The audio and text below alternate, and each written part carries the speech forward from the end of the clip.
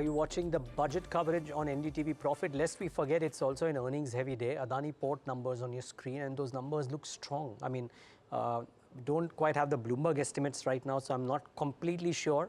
But suffice to say, a 44% uptick in revenue and slightly better than that on the margins should probably be viewed constructively. That's what the market seems to be doing. Standard disclosure, the Adani Group owns NDTV and you're watching NDTV Profit. But, okay, margins are actually lower, but around that level of 60-odd%. Okay, back to the budget conversations. And Shankar, you making this point in the break that in some sense, this, I mean, as Manish said, it's a bond budget.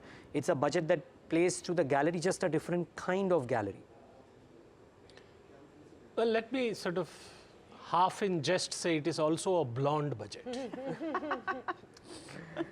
Because what do the foreign investors look for? Foreign investors look for stability. Political stability is pretty much assured. Yeah. The questions about majority and all that has been settled or will get settled. The predictability is that there is no messing around with the tax structure. And there is some sort of extension of the sunrise, two sectors, whatever. Now you come to the fiscal macro management. So one of the criticisms about the Indian macro was that as a large economy, which was growing at a pace that was good, it was competing for investments with the likes of, say, Vietnam, smaller economy, Mexico, and others. What is the macro picture in comparison to those things? India had a larger fiscal deficit, larger debt to GDP ratio than some of the countries for which it is competing with, for the China plus one, nearshoring, offshoring, whatever the phraseology. By promising to bring down fiscal deficit to 5.1, we signal to the investors across the world that here's political stability, here is predictability, here we are bringing down, we are being conservative, we are bringing down the cost of capital. And by bringing down the cost of capital, we are sort of at one level moving the animal spirits in India, but we are also luring the animal spirits, the surplus. You know, all economics, global economics functions on the kindness of strangers. So the kindness of strangers for whatever return that they want will come to India, and India will once again make a pitch for a rating upgrade. And all of this, when you see, this is a fairly good, attractive destination. What is the, even now, India has a higher fiscal deficit than the other emerging economies. Vietnam has something to close to 4%. Mexico has something close to 3.4%. So that is the target that we are looking at. And I think that this articulated well, the story is presented well, you get a good directorial team, this could win the market's Oscar.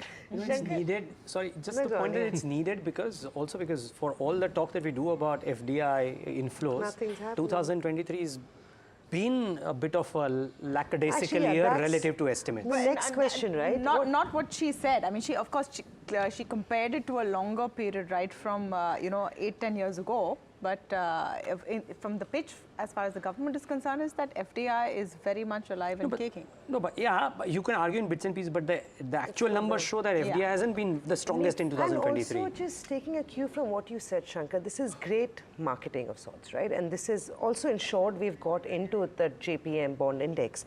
So that plays a strong part on FDI and bond markets. Equity markets aside, haven't been, last year we were not at the mercy of FI investors. In fact, Jan saw FI selling out the most out of India as compared to our Asian peers. Does it have any impact for foreign inflows coming into equity markets per se?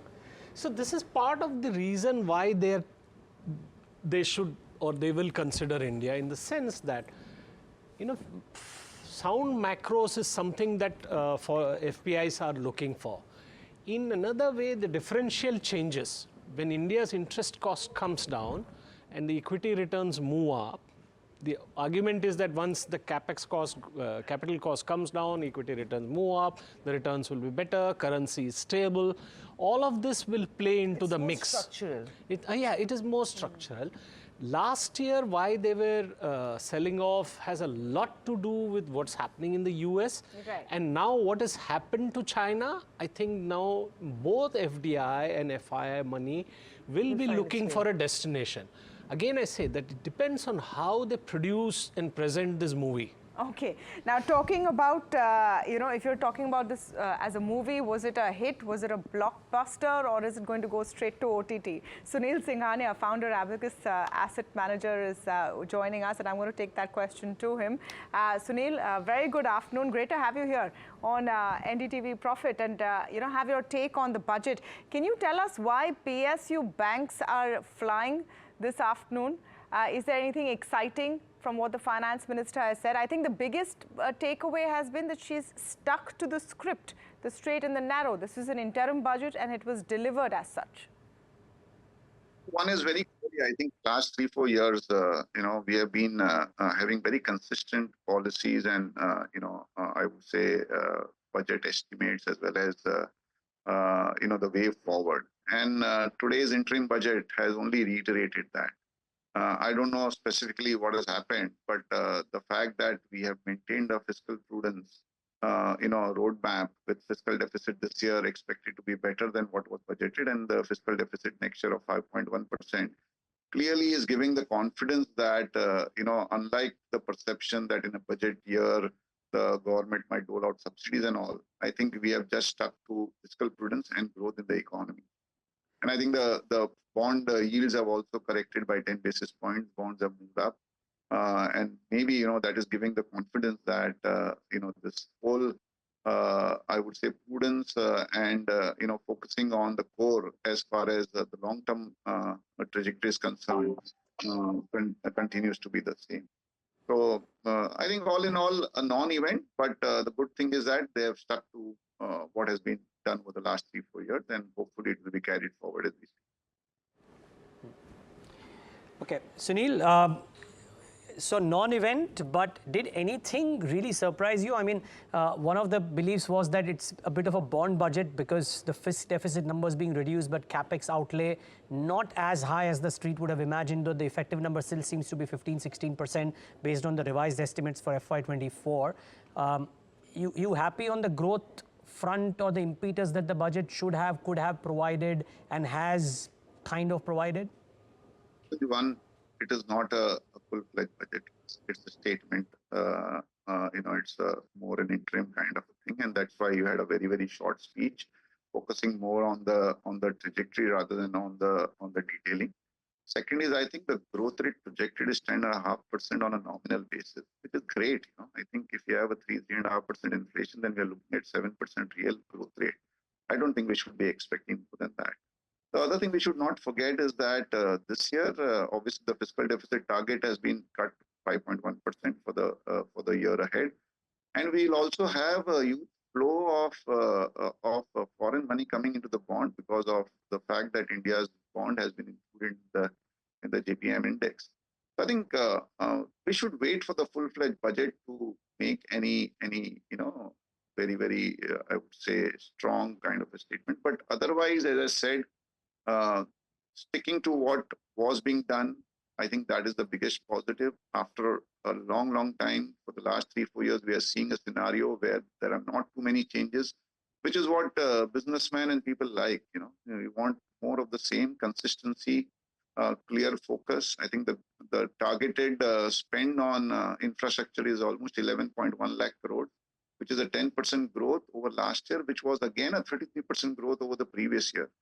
So I think in 2 years, we have like a 50% growth in terms of spend envisaged for infrastructure. And I think that is what will make this country move from maybe 4 trillion to 6-7 trillion over the next 3-4 years in a very systematic manner. Also have with us Prateek Agarwal, ED of Motilal Oswal AMC, joining in.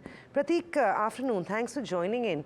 Prateek, Ish, Nirmala Sitharaman did as promised. It was an interim budget, it was a vote of account. Big bank announcements are potentially moved to July. Is it back to business from today? Because the markets are lukewarm in their response right now. No, sure. So markets have had a great time. It is fine if they have, if they take a rest for a few days. In many ways, if you see the response of the market post budget, typically expectations are high pre-budget, and you do expect to see a correction post. Now, this time around, more or less markets have maintained their levels, so that is quite good. Which kind of means there was not much high expectations or position building before the budget.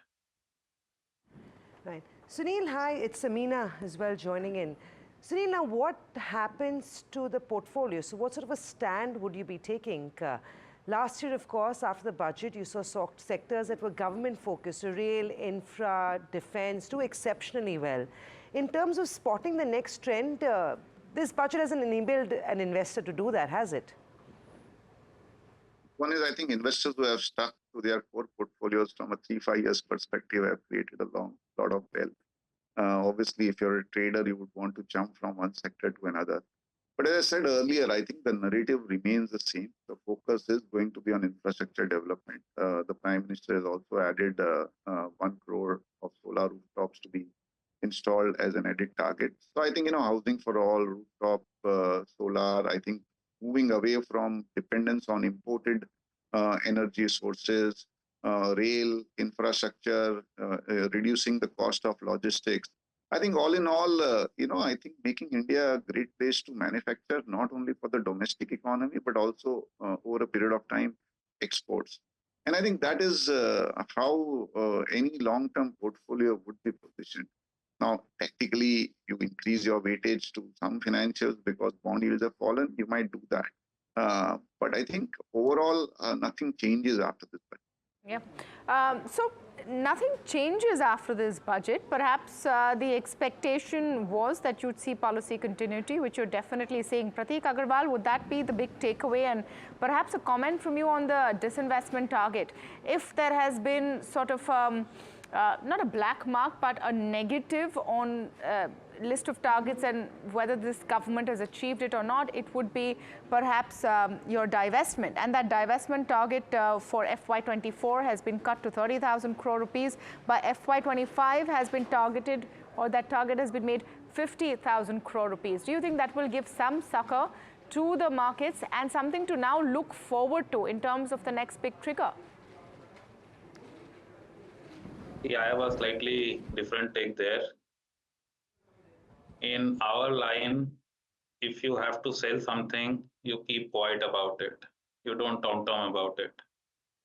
Because if you have to sell a large quantity, and you tom-tom about it, the markets get pressurized, and the otherwise, price discovery, which the markets are supposed to do, gets hampered.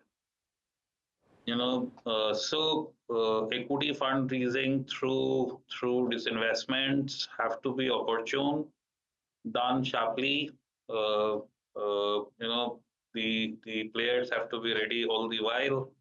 If the government needs money, well, do it, and fast, not tom-tom about it all the while, is my thought. In fact, a big crack that happened in PSUs happened because we were seen to be selling good assets at any price through ETFs, through whichever manner, and that put the government in a not so good light as weak shareholders.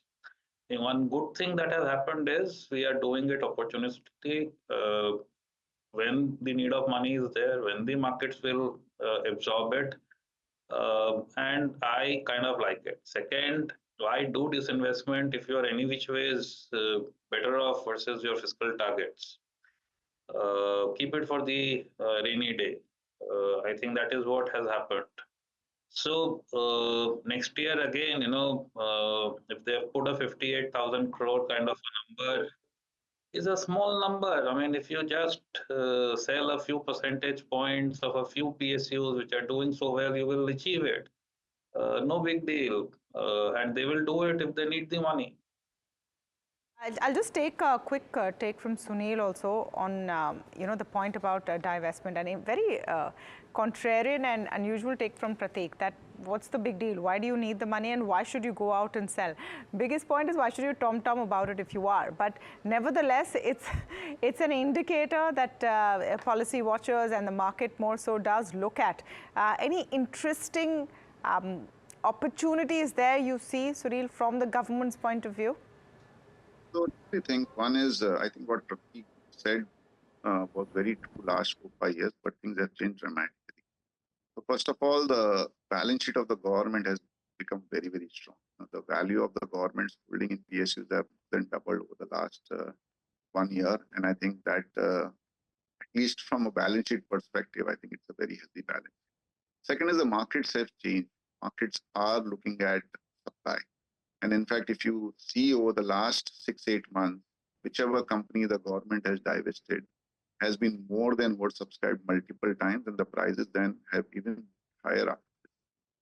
So I think the whole, I would say, acceptance of government companies has changed, and investors are lapping it up, looking at the prudence with which these public sector companies have been managed over the last 5-6 years.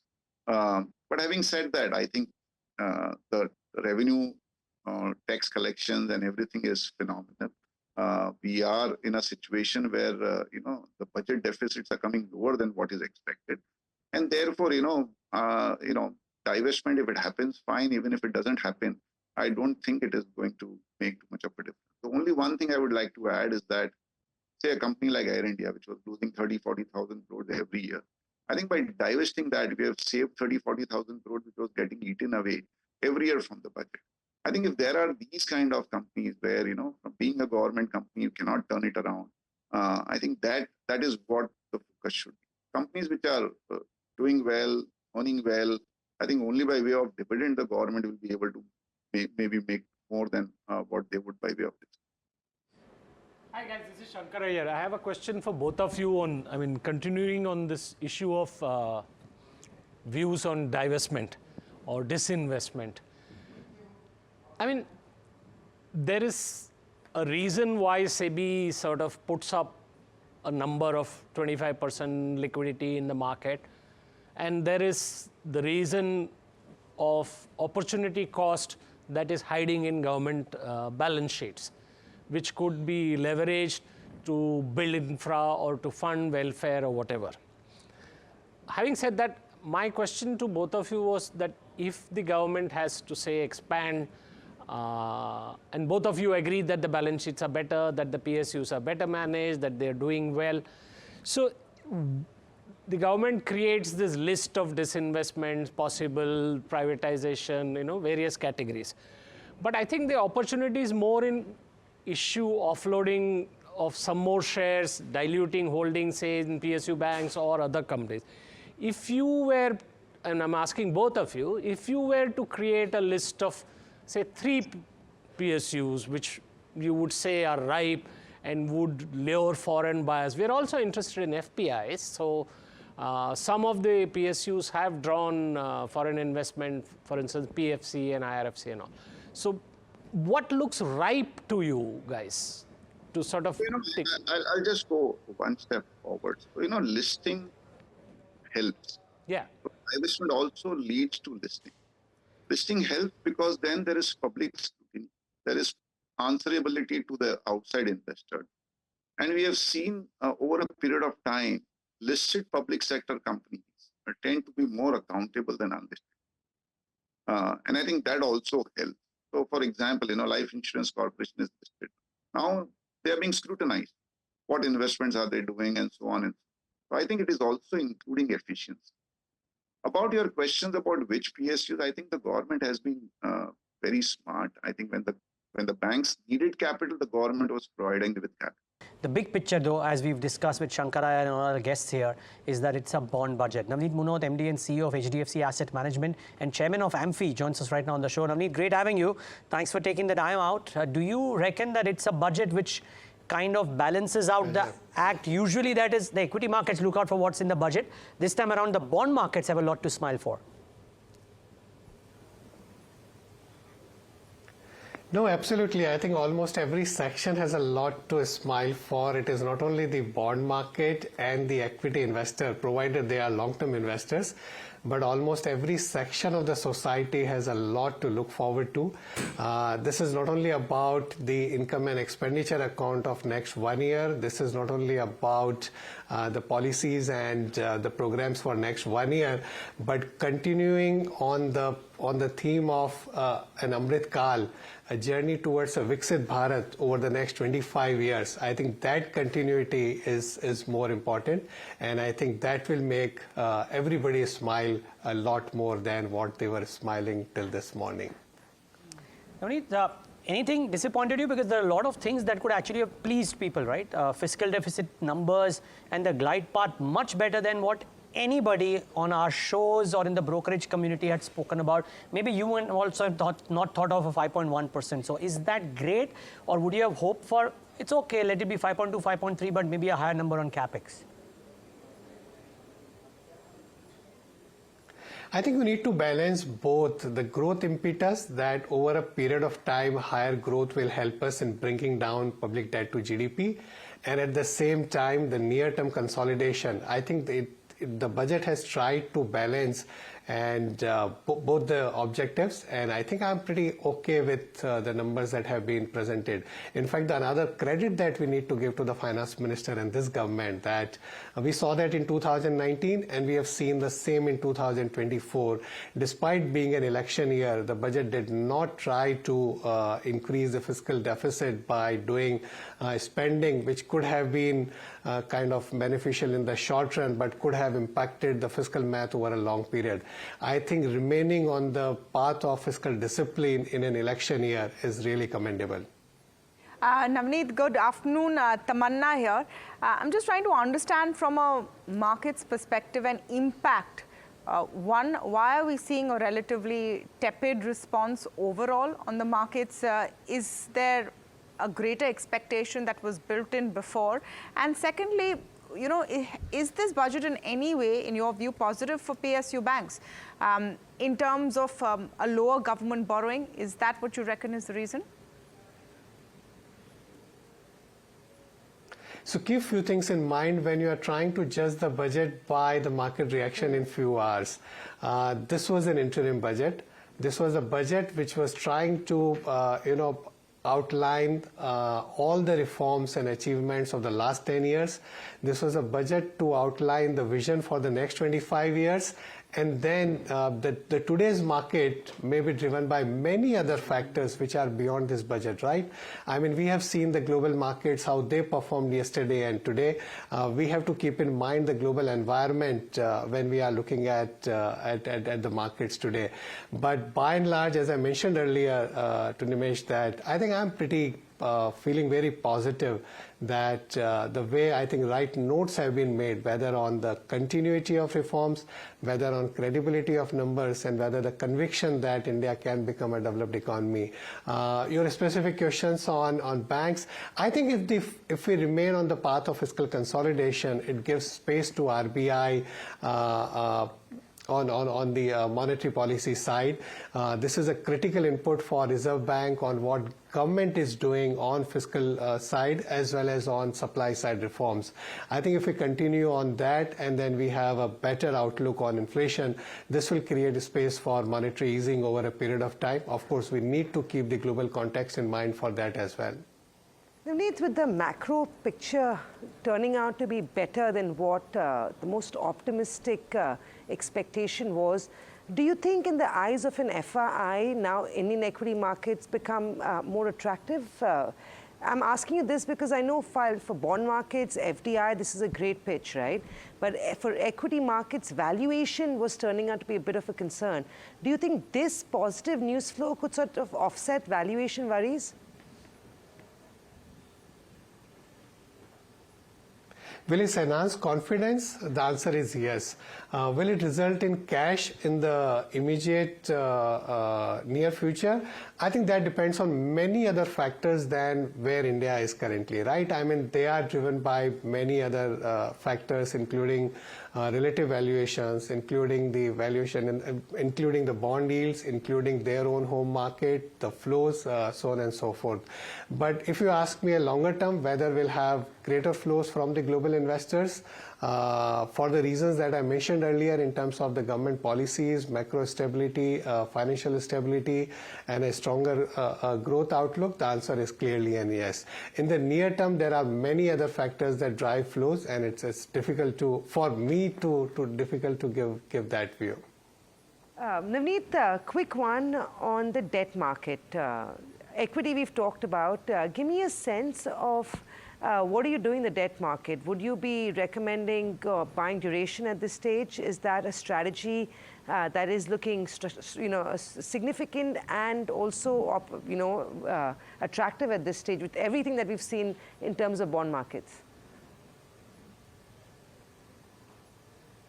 So over the last couple of months, Fund House has been running a relatively high duration, and we have benefited from that. We have also benefited from flattening of the curve, which means that longer term yields have fallen more. The 30-year and plus bond yields have fallen by almost, I think, 20 basis point or more, and there has been capital gain on that. Today's fiscal numbers will give more confidence to the market. Of course, we need to keep an eye on what's happening outside India, both in terms of global commodity prices as well as the US Federal Reserve and the global bond yields.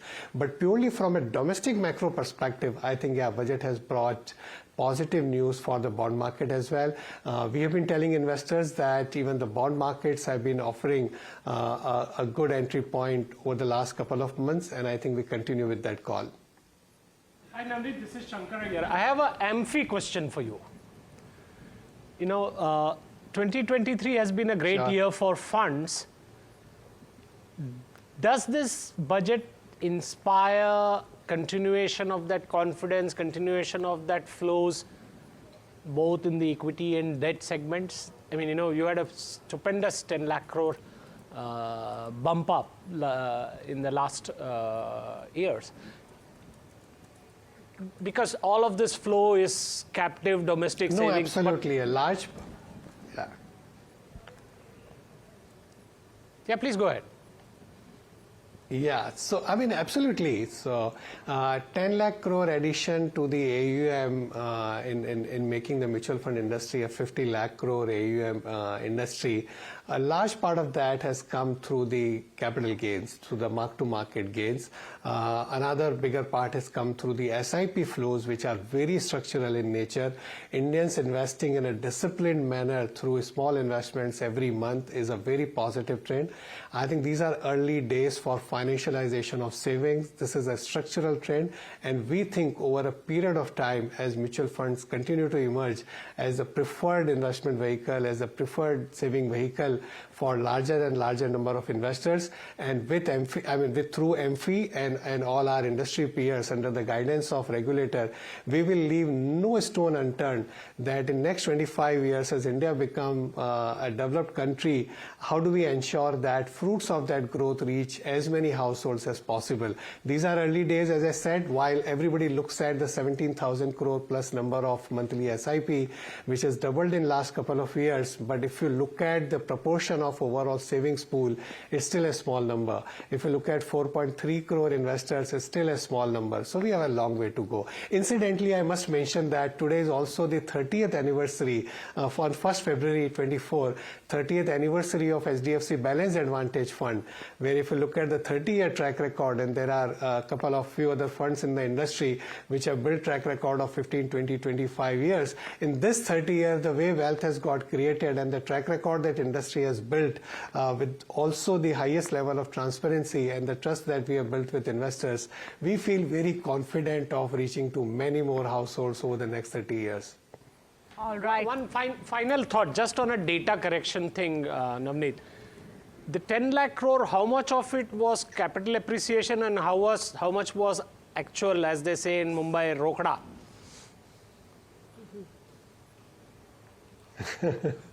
I think a good part was capital gains, but I think, as I said, heartening feature is that 17,000 crore plus coming to the industry every single month. But again, I mean, India is a growing economy, and if you take a longer term view from 50 lakh crore, and a good part of that, now more than half of that is in equity funds. If equity markets continue to deliver, let's say, low double-digit returns, then you can extrapolate where that number could be over the next several years, and you add the SIP flows that have been coming. Right. The SIP flow story is one that I don't think gets deterred or is not going to get deterred anytime. Budget 2024, the takeoff is what we went with, and what the finance minister delivered is a very, very clear-cut, no-nonsense budget. It's an interim budget. That intent was very clear in what the finance minister announced. She's sticking to the fiscal deficit path. Capital expenditure has increased, and on a high base, it's not too shabby. Now, what is the message for corporate India? That's what we're going to talk about in this section of our coverage on NDTV Profit. And joining us on this now is Ameera, Shah, promoter and MD of Metropolis. Virendra, Mhaiskar, chairman and Managing Director, IRB Infra, is also with us on the show, and I'm joined at this point by Pavitra, Shankar, Managing Director of Brigade Group. So let's begin the conversation with Mr. Mhaiskar. Mr. Mhaiskar, let me come to you from the point of view of the infra push, and that's been the big story of this government in the last few years. And now the capex number that has come in is up about 11%. It's on a higher base, but the pace of expenditure from the government is going to get slower over time, at least till we see a higher number perhaps in July. Does that impact you in any way? I would say that it was a tight walk between keeping the fiscal deficit in check and allocating the required funds for the sector. The reason why I feel that these numbers would do good is because of the rebalancing that the government is structurally doing alongside providing such significant number of funds, is the more intervention of private investment, because we have to look at the private investment that also is going to complement this government spending, and the total picture is going to be humongous. So what we are seeing here is only the support that is going to come from the government. So if we look at it in totality, I think these numbers are very, very encouraging, while retaining the fiscal deficit plan and bringing it down to 5.1. So I think the sectoral provisions are excellent. And if we complement that with the private investment that is going to flow into the sector, this will have a huge impact on the overall GDP growth, to my mind. Mr. Mhaiskar, this is Shankar Aiyar. I had a question about, are you as a company, as an entity, participating in the new ideas that the Prime Minister has been promoting in solar, on sort of monetizing the assets that you control or manage or own? And the second part is that, what's your sense of where the asset monetization idea is going? So I think the government is clearly chalked out the path that for the last 5-6 years, they spent a significant amount of money in creating a good asset pipeline, because they wanted the momentum in the GDP to come back and the balance sheets to improve. But with the improved balance sheets, they certainly want more private participation, more foreign funds to come and invest in this long-term growth story for India to really reach that developed nation status. And from that perspective, they have clearly spelled out the targets of what kind of asset monetization they would want to have. And if I have to speak specifically about road sector, I would say that out of the total asset monetization that has taken place to date in India in the road sector, we command a significant share of that, and almost 38% of that asset monetization has been led through by IRB from the front. And this is a very, very promising story to my mind in terms of giving comfort to the overall investors who want to look and come into this sector, because there are a lot of supporting reforms that have played before this asset monetization drive was taken up. For example, if we look at just the toll road sector where we belong, the FASTag implementation and the digitalization of payments of toll was a very, very big catalyst which people forget or don't pay attention to. This changed the whole dynamics of the sector, and more foreign funds are comfortable to come and take long-term bets and bid for monetization of these assets and make money available to the government to take up further growth and bring in more progress. So this is just one example of a reforms which have backed the overall strategy of asset monetization. If asset monetization would have come without a backup of the reforms, probably they might not have worked. But because of the reforms that have gone ahead, and then the asset monetization was triggered, is making those things possible. And there is a huge comfort from long-only funds, sovereign funds, to come and invest in this sector today. And this is going to pave a huge impetus in freeing up. Right. We also have with us Ameera and Pavitra. Pavitra, I'll come to you on housing. A little bit of a thrust on affordable housing was seen. The finance minister also talked about the number of homes, the fact that she would want people in Chols and huts to actually upgrade and live in rental apartments if that's what it comes to. How do you feel about this budget? Do you feel like this is good news for your sector as a representative of the space? What did you make of the budget? Hi, good afternoon. I think overall, given that it is an interim budget, we'll still have to wait and see what is actually sort of passed later in the year. That said, maybe this is an indication of the kind of focus housing will get in the final budget. Yes, the government has focused on affordable housing over the past few years. There were PMA schemes for the customers as well as developers in the past. However, I think that the focus today that they're talking about is extremely helpful for certain sections of society. We will have to see further clarity in terms of how this develops into rental housing. Rental housing per se is not something that is done at scale or at a very professional or corporate sort of approach today. But there is a huge opportunity in that. So I would hope to see some further clarity as to what that would entail. As a developer, I think true affordable housing, where we are serving the bottom of the pyramid, that has to come with some kind of partnership with the government on ensuring that we're able to get land at a decent cost so that it makes sense to develop and transfer at a reasonable price that makes sense to those who need it the most. What we've seen so far in the affordable housing schemes is, many of us have done projects in that particular price segment, but it's really just reduced the size of the houses rather than the cost per square foot that eventually the customer has to bear. So I would hope to see something on the land cost front and maybe some better financing schemes for the buyer as well as the developer. GST as well, where we had a break on GST for affordable housing that was removed a couple of years ago. So I think there is more that can be done on this front, and hopefully we'll see that when the final budget gets unveiled. Indeed, and both the PM and the FM have mentioned this to this effect. But Pavitra, you reckon it's a thing of neeraj here? This is coming in the budget because in some sense, in order to drive household capex, housing is probably the easiest and the best way to do so. Yeah, and I think we see that in terms of sentiment across the economy, across all sectors. They did mention also that average real income has increased by 50% in the last 10 years. That's a fantastic number. It gives a lot of perspective. We see that in all of our markets that we play in. Of course, we are looking at mid-segment housing, which today, if you see the same product, is edging into premium housing due to the pricing increase.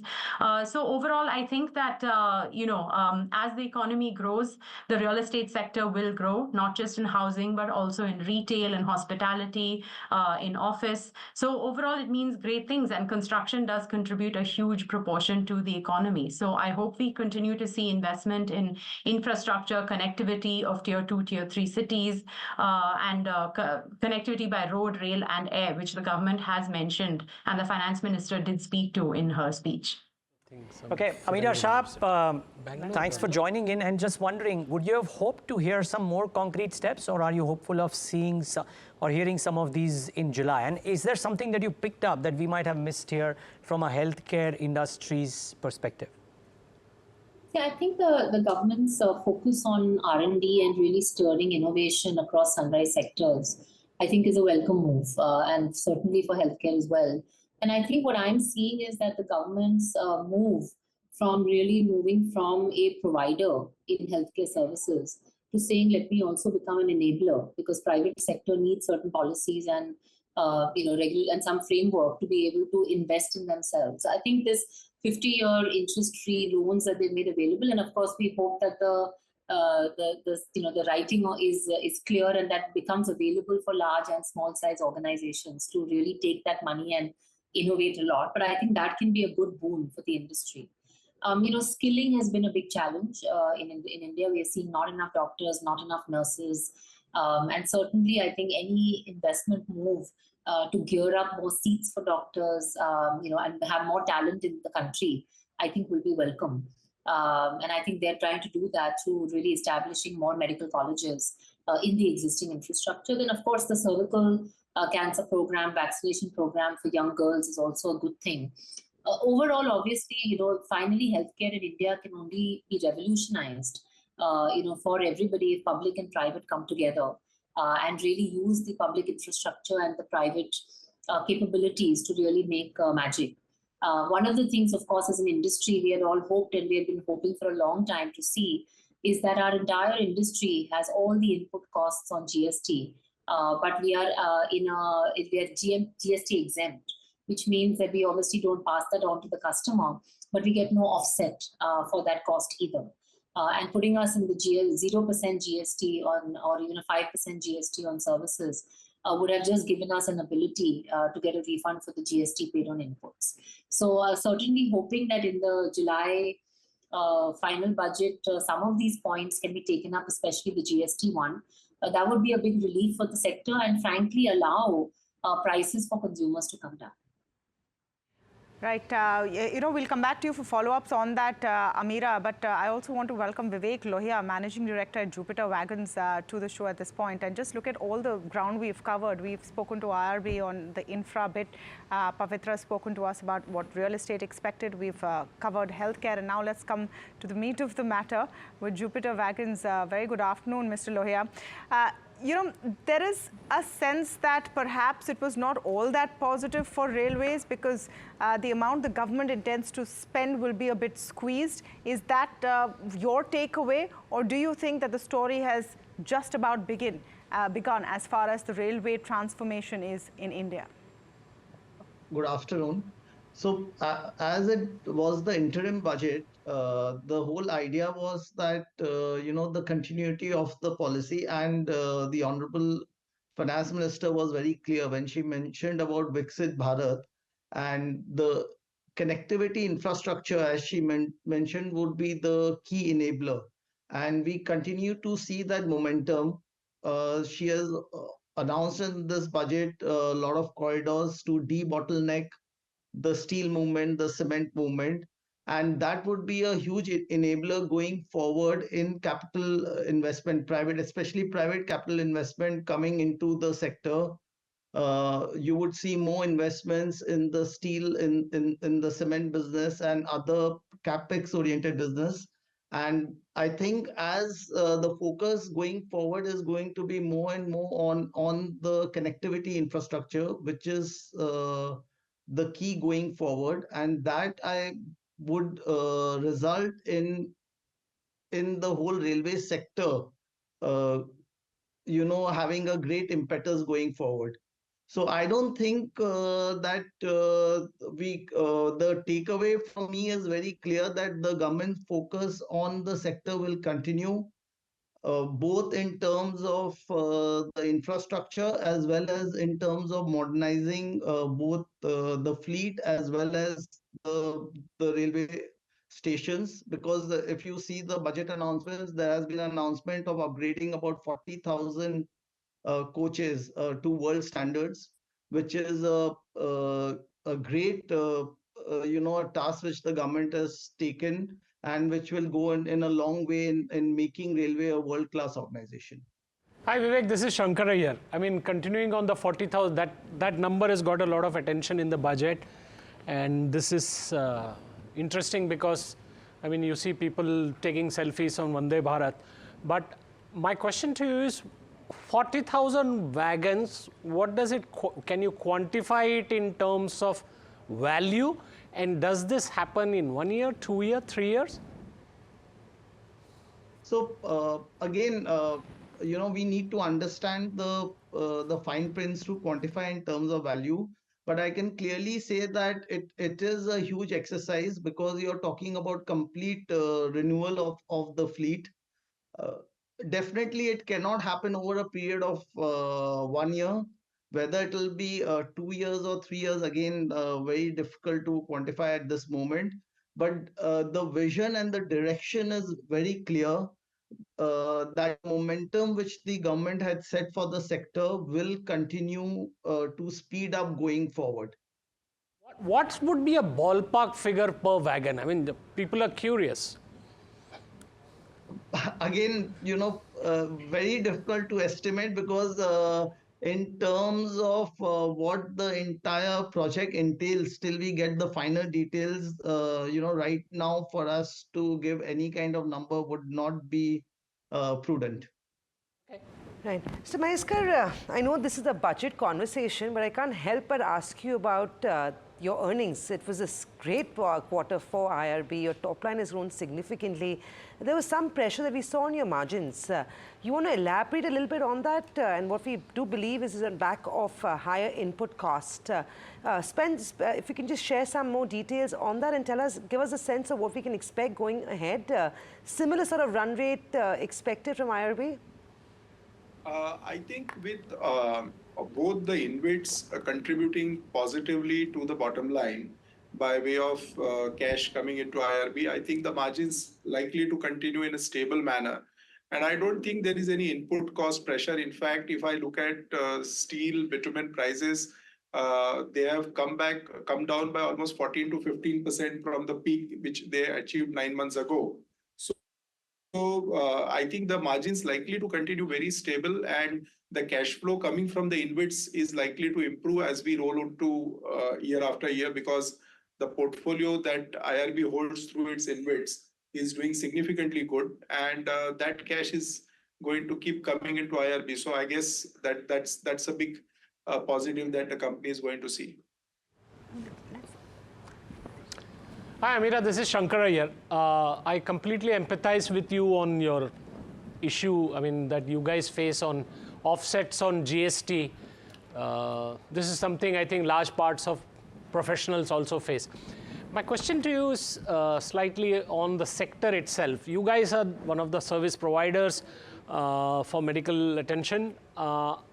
You guys made some kind of presentation on expansion of coverage under Ayushman Bharat. Has that been taken on board?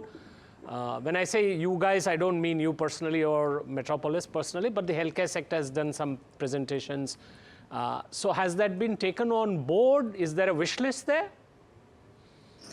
I mean, there's certainly, I think, a wish list. Look, Ayushman Bharat finally is helping, most people who are below poverty line or close to poverty line. And it is desire, I think, for government and private to really be able to impact that part of society. But I think this requires deeper collaboration and deeper planning between public and private to be able to really come up with effective plans to be able to do that.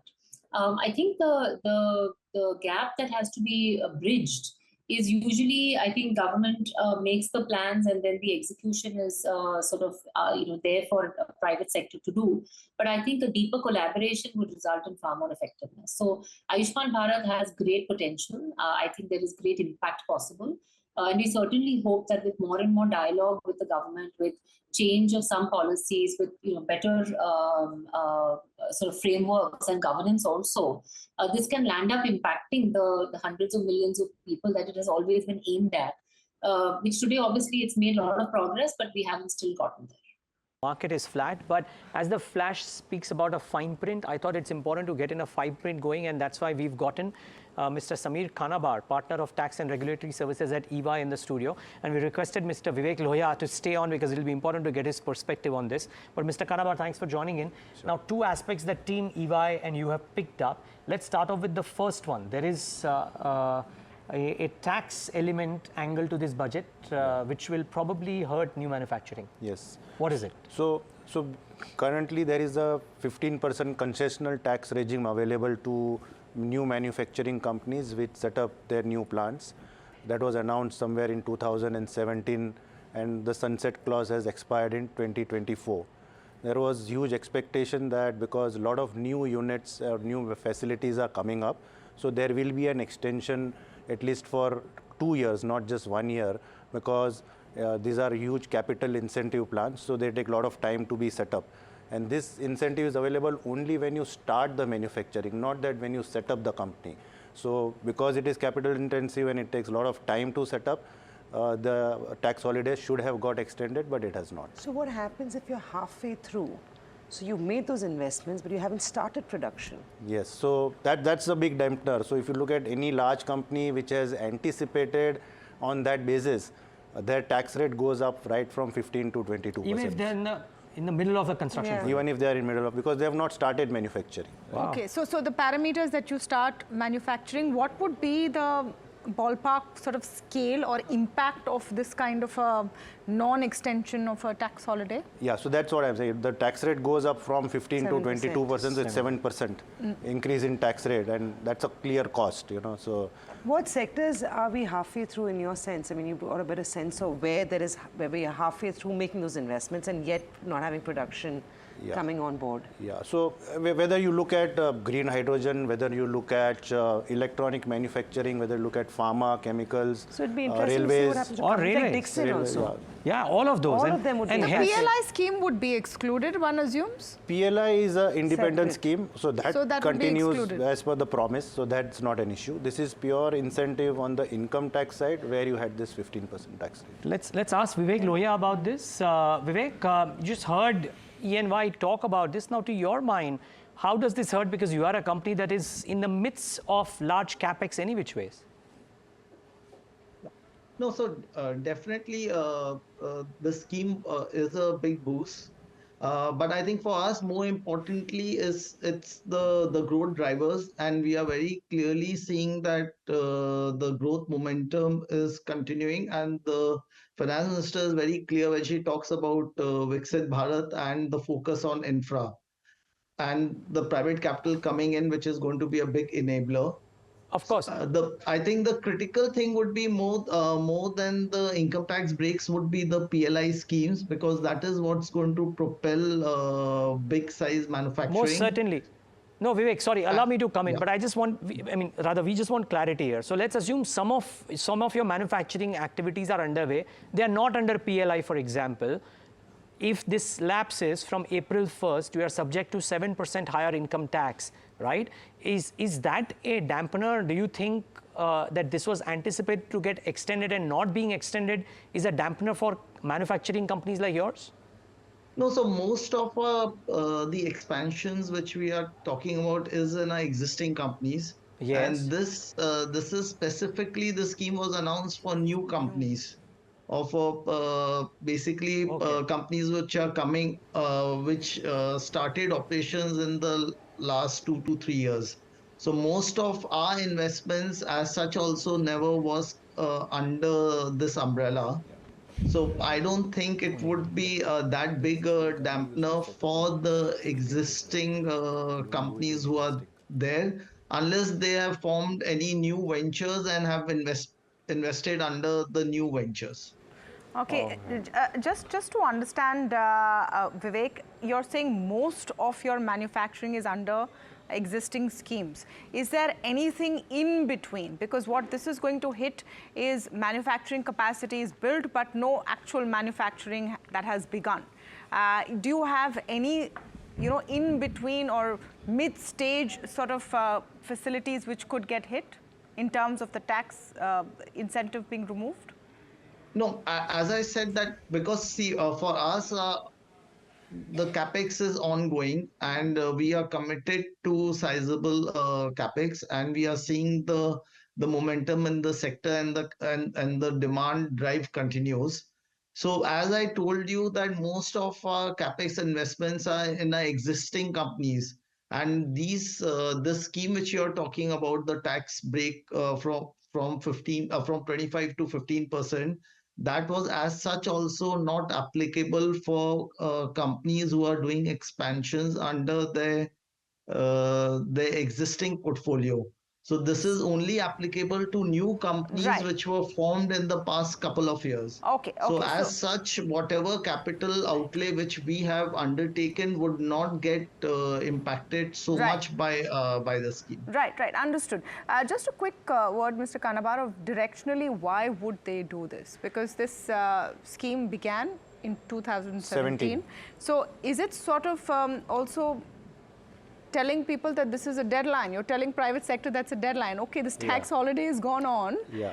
But if you've not started manufacturing yet, then you better hurry up. Yeah. Or make a strong case of why there's an extension or done now. Unless retrospectively changed in July. My point is, what is the point or the messaging of not extending it? Yeah, so two things. One is many companies were planning to do capital expansion in a new company to meet this requirement, right? So even if you are an existing company, but you are going for capex, you would set up a new company and do capex in the new company and still take this advantage which was always available. Second, of course, from whether you look at Atmanirbhar Bharat or Make in India, I think they may be still rethinking that if there is a fiscal deficit impact, and if this tax is going to impact the fiscal deficit of target of 5.1, then maybe from that perspective, they may have said that, okay, we may not want to extend it. And it's also plugging a loophole of sorts, right?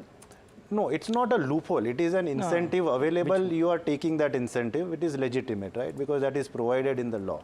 Under a separate company, though. Under a separate company, right. And it was always allowed, and most of the corporates have been planned, or they have already set up new companies and they have taken this tax regime as well. Sameer, while this was the fine print. Sorry, we just need to thank Vivek Lohia because he has to leave. Vivek, so Vivek, thanks.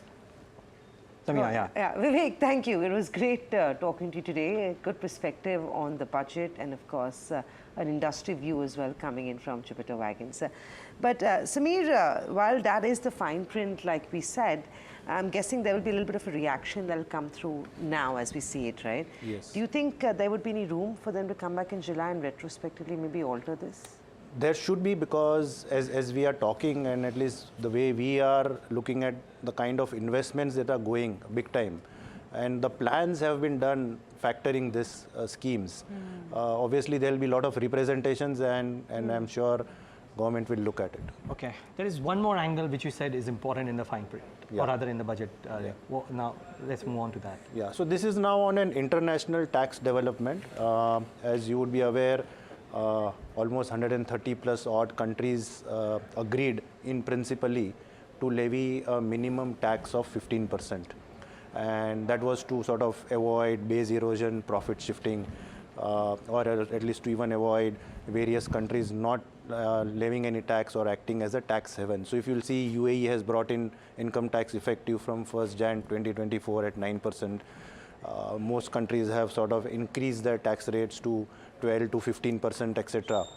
So the idea was that every country will bring in a domestic tax legislation, and that tax legislation would frame this or make this framework or provide guidelines as to what happens if this 15% tax is not levied. So for example, if you have done an investment in an overseas entity through an intermediary holding company, which is a very common structure, most Indian companies would go and invest outside India, either through Netherlands or Mauritius or whichever other jurisdiction, which is a good holding company jurisdiction, which allows you to make multiple investments in different countries. So you choose a holding company jurisdiction and then you make further investments. The proposition was that if such investments are not taxed in those countries for exemptions provided, whether participation exemption or specific exemption, then the proposition under the new regime of Pillar 2 was to allow the host country or home country to tax this income, which is tax-free in that country, at 15%. Now, of course, we were expecting, and of course, I'm sure India will bring this legislation, if not today, maybe in June, July, in the next full budget, which will give a broad framework. But as of now, there is a vacuum, because most countries have brought this legislation. So almost 30 plus countries or 40 plus countries have brought this legislation. It is effective from Jan 2024. So as we are talking, the legislation is effective, and they are going to tax this income if the other country like India does not bring this kind of legislation. So there is right now the investments, the corporate community is sort of confused as to, if other country starts taxing certain income, which it should not tax because India would eventually tax it, then there will be a double taxation. So this kind of legislation is quite critical. Yep. Right. Thank you, Sameer. Great talking to you. In the meantime, the market's still trading flat. We're going into the last hour and a half of trade. It'd be interesting to see how things actually play out. Flat as it can get, 13% low. While we're talking about the budget, let's also quickly mark what's happening in the markets. Tepid response. A no-harm budget likely, as seen. A lot of expectations, perhaps, which was supercharged, have not come through. I want to pull up Adani Enterprises, because you're seeing the numbers flashing on your screen, Q3 earnings. Remember, a lot going on right now. The big jump, really, on the face of it, and this is immediately the first cut, seems to be in the profits. Revenues are largely flat, and that stock up about 2.5%, close to 3%, actually, as we get in. We'll get you a closer details of Adani Enterprises. But meanwhile, I also want to pull up what's not working on the Nifty today. And L&T, ONGC, Grasim, Ultratech, some of those counters are feeling a bit of pressure. Could be a variety of reasons, frankly, but one of them could be that capex from government is muted, as was expected. And does that mean lesser inventory or lesser spends, lesser orders for some of these infrastructure led companies is the question. I'm going to go across now to Prashant Khemka. He's joining us on the show. He's founder of White Oak Capital Management. Saurabh Mukherjea, founder of Marcellus Investment, is also with us. Good afternoon, gentlemen. Welcome to NDTV Profit. We've been covering the budget, the interim budget, in great detail. I want to understand first from you, Mr. Khemka, why the markets are viewing it in, not very positive light, considering it's a positive surprise on the fiscal deficit targets. The capex is not as muted as it could have been. Wouldn't that count as big pluses? Thanks, Tamanna, and hi, Saurabh. See, I think we might be slicing and dicing too much here, where there isn't really much to slice and dice. The market, as I see right now, is flat or down 11 basis points, following a day when Nasdaq was down 2.25. And some major news came out about the Fed cut expectations in March getting delayed and whatnot. So I think the market reaction has been that it is a non-event. It is a vote on account. It's not a full budget. It was a fairly short speech. There were no changes made to tax proposals. So it's basically a continuity budget. What was presented last year, for most part, continues. And it is also continuity of last several years of budget, right? CapEx was up double digits, 11% or so on the back of a 30% announced, 30% plus announced last year. So over a 2-year period, 50% increase in capital outlay. So oftentimes, even if let's say, budget expectations were met or not met, it could still be considered a good budget from market's perspective, because it's like a company where if the company has been delivering strong earnings and the expectations are very high, even if the company delivers on those expectations, there might be no market reaction. But to begin with, I would like to underline it is a vote on account budget. The positives are clearly there. Fiscal deficit at 5.1. Nobody had, I think, anticipated that, and that has its positive ramifications.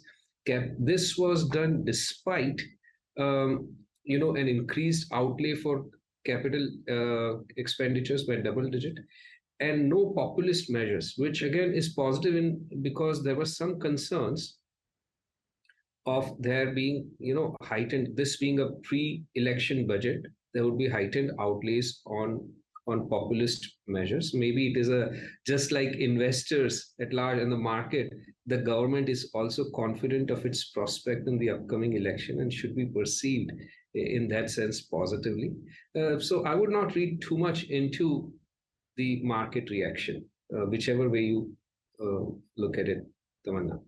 That was well put. If I had to put it very simply, market kabhi-kabhi moody ho jata hai, and there's a lot more going on than just the budget. Saurabh, hi, good afternoon. Interesting take there from Prashant that maybe this government is not feeling the need to dole out big announcements for Kisan, for Yuva. I mean, they've made the right noises, but they've not really put in a lot of money there or allocations. Perhaps something is coming before the election season, I don't know.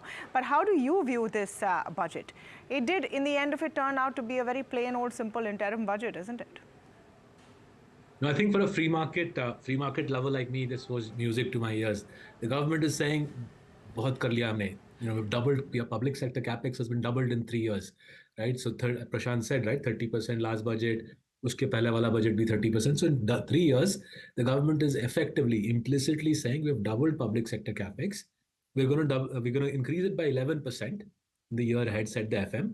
But the FM quite explicitly said that the private sector capex is now going to step up, and I think that's the right point of view. The government is saying, I'm going to reduce the amount of borrowing I'm doing in the bond market, crunch the fiscal deficit, reduce crowding out. You, the private sector, now take over and drive the capex cycle. I think that's the right thing to do. It's good for the country. It's good for the bond market. It's good for the rupee. And we as investors, I think, cheer that. We as investors, I'm not just talking about Marcellus, I think we as Indian investors generally cheer the fact that this government is saying the private sector, the free market has to take over. Perhaps those who have loaded up on public sector capex plays are a little disappointed by that. But from the country's perspective, I think that's the right way to go.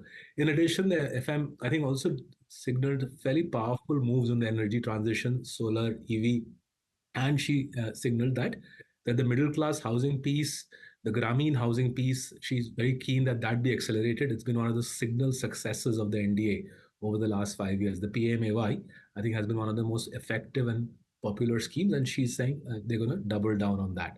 So plenty for the free market lovers to cheer about. This government is saying the free market's job, the private sector's job is to drive capex, and I think that's the right attitude to take. And the 10-year bond yield and the rupee is signaling that the government is moving in the right direction. Saurabh, a view came in also that now, in some sense, now the mantle is in the Reserve Bank of India's court, if you will, because the government, as you and Prashant both stated, has done what it has done. Do you expect the RBI in some fashion to announce measures, if not a rate action, then something else which could get household capex more impetus? Sure. I think Prashant in a way put it nicely, right? The Federal Reserve Chairman last night is saying, I'm going to cut rates later. The American stock market is therefore disappointed by that. The fact that the Indian stock market hasn't gone down has a lot to do with the fact that the government of India is saying we will fiscally pull back. We will take you to 4.5% fiscal deficit by FY26. In fact, the expenditure number for FY25, 45 trillion, I think is stunning. Most people were expecting a 49 trillion expenditure number. 45 trillion means less borrowing in the market, less stress on liquidity. And you're absolutely right. I think it'll be very difficult for the RBI not to expedite at least one rate cut before the election. One rate cut before the election. this is, well, so effectively our guests are saying that, and I'd love to Prashant's view here, but effectively our guests seem to be saying that independent of what the Fed does, we may see some activity back home as well. Prashant, one, on the RBI piece, and two, is it, so there is policy continuity, there is probable political continuity. Is there portfolio continuity as well, to your mind, pre and post budget? So just on RBI, I'm no economist and don't have a strong view here. Would defer to Saurabh and yourself on this. But if I have to give my layman's perspective, if you will, it is that, look, the economy is doing fairly well on its own, and it may not be a bad thing for RBI to keep the gunpowder to itself. In a way, it also reflects not providing cuts right now may also reflect RBI's confidence as well, based on the data that they're seeing and their assessment that the economy is expected to continue to chug along well and may not need that support as of now. So if a rate cut comes, well and good, but if it doesn't, I think that's fine as well. So continuity on government, continuity on the RBI policy, if you will, if that is there, or even if that is not there, the latter one, the former one is a assumption that is a more crucial, far more crucial assumption. The portfolio, look, it is business as usual. Nothing that we tend to, nothing gets triggered in our portfolios based on such developments. Well, maybe we talk a lot more about investing, but we need to slip into a very quick break and come back. As we head into the break, you saw the numbers from Adani Enterprises and ports in particular, jumping about 65%. The CEO, Ashwini Gupta, talks about the Q3 results in a quick fashion. Listen that in. This financial year has been a year of milestones with Adani Ports, delivering its strongest ever quarterly and 9 months performance. Some of the highlights of the quarter gone by are: on the port business performance, thanks to our customers and stakeholders, Adani Ports achieved its highest ever quarterly cargo volumes of around 109 million metric ton, which is 44% year-on-year growth and is 3 times the India growth rate, enhancing our market share by operational excellence and the new customer acquisition. Talking about the logistics business, rail volumes reach 1.58 lakh units, which is 17% year-on-year growth, while the bulk train cargo volumes reach 5.3 million metric tons, which is 53% year-on-year growth. This robust operational performance has translated into strong financial performance.